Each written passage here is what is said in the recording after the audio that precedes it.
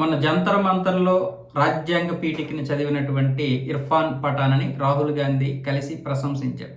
దానికి సంబంధించి ఆయన మాట్లాడితే, నేను మిమ్మల్నైనా ప్రశ్నిస్తాను, నేను ఎవరినైనా ప్రశ్నిస్తాను, మీరు అధికారంలోకి వచ్చి ఇచ్చినటువంటి హామీలు నెరవేర్చకపోతే మిమ్మల్ని ప్రశ్నిస్తానని స్వీట్ వార్నింగ్ ఇచ్చాడు రాహుల్ గాంధీకి. ఆ అబ్బాయి ఏమంటున్నాడంటే, నేను అందరి కోసం పోరాడతాను, నాకు మతాలతో సంబంధం లేదు, నేను దినసర కూలీల గురించే పోరాడుతున్నాను, ఆ దినసర కూలీలకి 13,000 కూడా జీతం రావడం లేదు, కానీ చట్టం ప్రకారం 18,000 రావాలి, పైగా వాళ్ళ చేత వెట్టి చాకరీ చేయిస్తున్నారు, 8 గంటల కంటే ఎక్కువ గంటలే పని చేయిస్తున్నారు అన్న విధంగా ఇర్ఫాన్ పఠాన్ అయితే మాట్లాడాడు. ఇదంతా కూడా మారాలి, ఈ పద్ధతి మారాలి, దానికోసం నేను ప్రయత్నాలు చేస్తాను, అమిత్ షా గారిని, నరేంద్ర మోదీ గారిని ఎవరినైనా కలుస్తాను, నాకు ఎవరిని కలడానికి కూడా ఇబ్బంది లేదన్న విధంగా ఇర్ఫాన్ పఠాన్ అయితే మంచిగానే మాట్లాడాడు, ఒక సామాన్యుడిలాగా మాట్లాడాడు.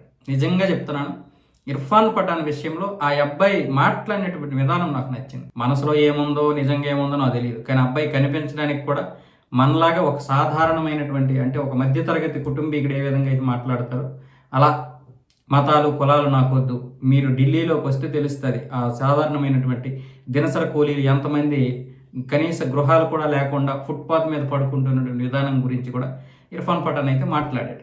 ఆ విషయంలో ఇలా మాట్లాడినటువంటి వారిని మనం ఏ రోజు కూడా విమర్శించకూడదు. వాళ్ళ ఉద్దేశం నిజంగా మంచిదైనప్పుడు దాన్ని మనం అభినందించాలి.